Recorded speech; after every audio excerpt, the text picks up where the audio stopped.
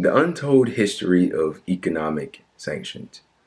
I would say that it is fair to characterize what's going on between the West, America in particular, and Vladimir Putin and the regime that currently presides over Russia as economic, open and unabashed economic warfare.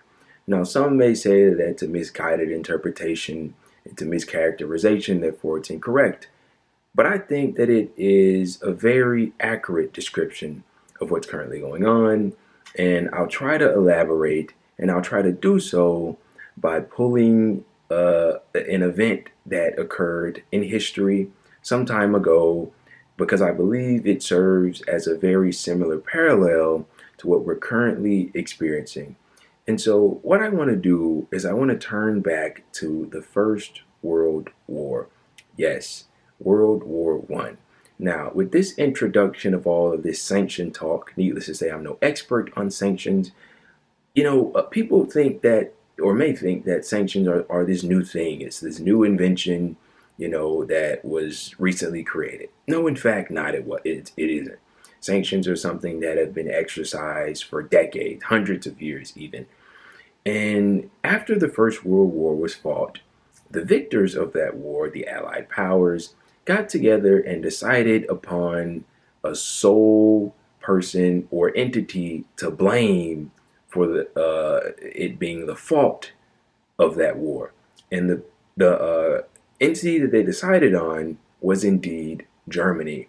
And you may have also heard of something called the Treaty of Versailles. It was incredibly punitive to Germany. That was its purpose. It was meant to do that.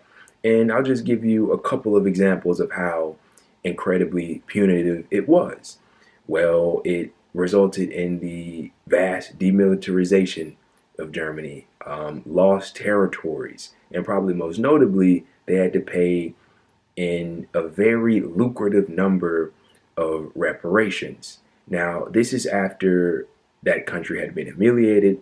This is after they had suffered the deaths of millions of people, millions of combat soldiers who had died in the war, and they were being punished so swiftly and harshly.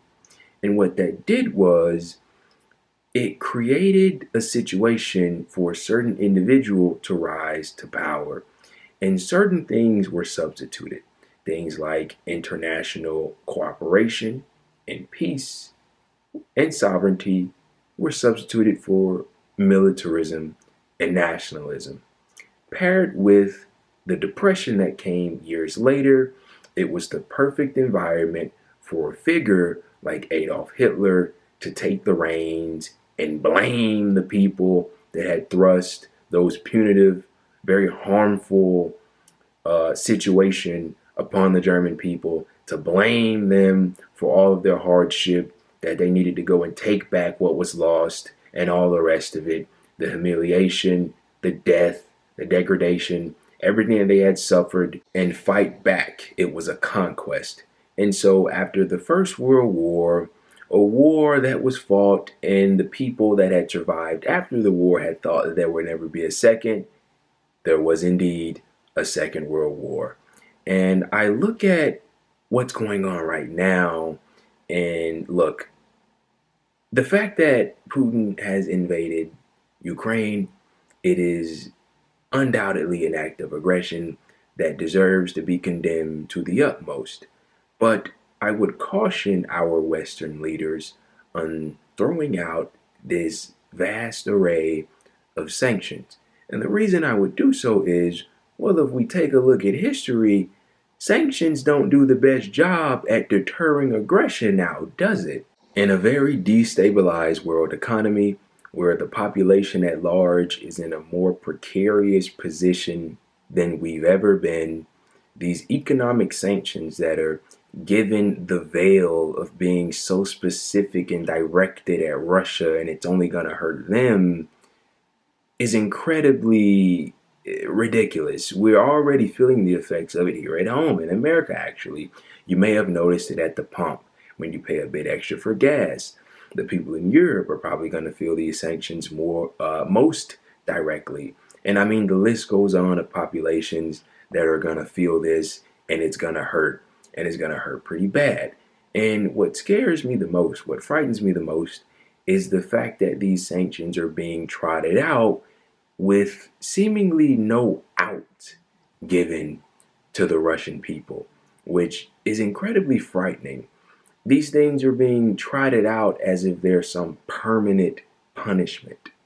And if we look back at history, these very extremely harsh punishments without any sort of redemption being left out on the table can be incredibly harmful. Need I remind you, after the First World War, no one ever thought there'd be a second. There indeed was. After the Second World War, no one ever thought there'd be a third. There hasn't yet, but we are currently creating the environment for one to take place. And it doesn't take a genius to figure that out. And so I would implore our world leaders to take a step back and understand the situation that they're in and really see what's happening.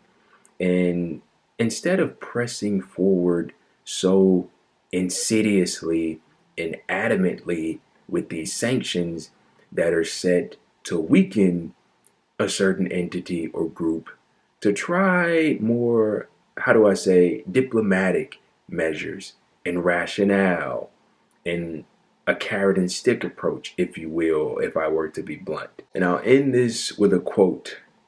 Sanctions were created as an antidote to war. Today, they have become an alternative way of fighting wars. And I would say that is exactly what we're seeing.